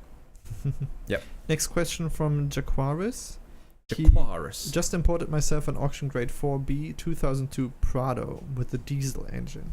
Cool. What are your opinions on these vehicles coming up from Japan, and do you know any common issues? Fantastic. Fun fact, Grant, not a big fan of Land Cruisers, especially when they're lifted. Just This in one general, though, lifted? just hates them. Prados, on the other hand, Grant, big fan. Big fan Yeah? of the Prado. Yeah, The Prado is a especially good lifted vehicle. Prados. Big fan of lifted Prados. Any common that's why. issues that you can think about? Jealousy of people who don't own them. Yeah, that's a big one. That's a good one. Yeah, Good point. no big problems on them. They're Yeah. reliable, robust. The diesel fuel Well pump on built. the 1KZ, that's one thing. They're okay on that engine. They're worse on the earlier engines. Okay. Yeah. Oh yeah, I think you're right actually. Say that again. I didn't hear what. Grant said it's not the 1KZ. It might be the 1KD, but I actually don't remember the crossover. It was sometime in the early 2000s. Okay. Yeah. Last question for the show. I'm moderating here. Last question. Do you ever see any Holdens or HSV cars from Australia? No, I've seen them at auction. Moeser from Royal Trading had one. Really? Yeah. An HSV? That's like Yeah, the V8 performance. automatic. I met him at the port one time, and I was like, "What are you doing here?" Because he lives in Nagano, which is like 4-hour drive away, but he was Yeah. at the port for some reason, and he had his car. It was. I've- I think that was when it was. I did see him in that car somewhere. I Hmm. could maybe it was at auction. Anyway. Yeah. I've seen a Holden, like the pickup Holden, Yeah, there was on one the Ute. street once. Oh, here was it in green? Japan. I think it was yellow. Oh, that's cool. I've never seen one on the road. That was I my don't first time I ever in my life seen an Australian car. think. Yeah, It's so cool that Australia used to have a car yeah. like It's kind of sad small that they're going country. away now. It makes sense. Everything's globalized, and that was a vehicle that was basically only sold to the Australian market. And New Zealand. We got the seconds. Thank you very much. Couldn't build them ourselves, but we got them imported. Okay, I think we can do closing words now if you want. Ladies and gentlemen, thank you very much for joining us on the special Christmas 24th edition of the Cool JDM show. It's been a pleasure to have Derek speak to you. I didn't do much speaking. Just kidding. Somebody said you sighed into the microphone twice, and I didn't know when it was, but Yeah, Derek does that from time. Sometimes I mute his mic when I notice. Do I? I don't know. I actually haven't noticed it. Through the nose, like it goes up here and then it goes like.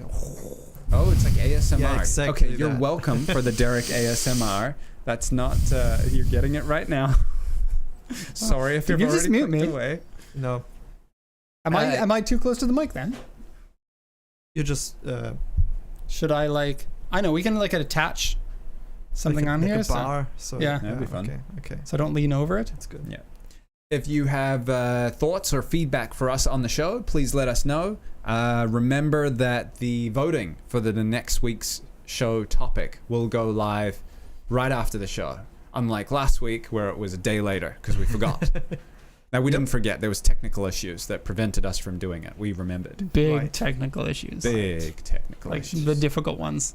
Yeah. Thank you for spending time with us. Have a great rest of your week. Look after your children. Look after your loved ones. And your dishes. Tell your doctor about the show. Tell your doctor. I'm bringing that back. Oh my God, I saw the funniest video. I'll tell you later. Yes, thank you. And goodbye from us here in Japan. Goodbye. Yep. Bye-bye.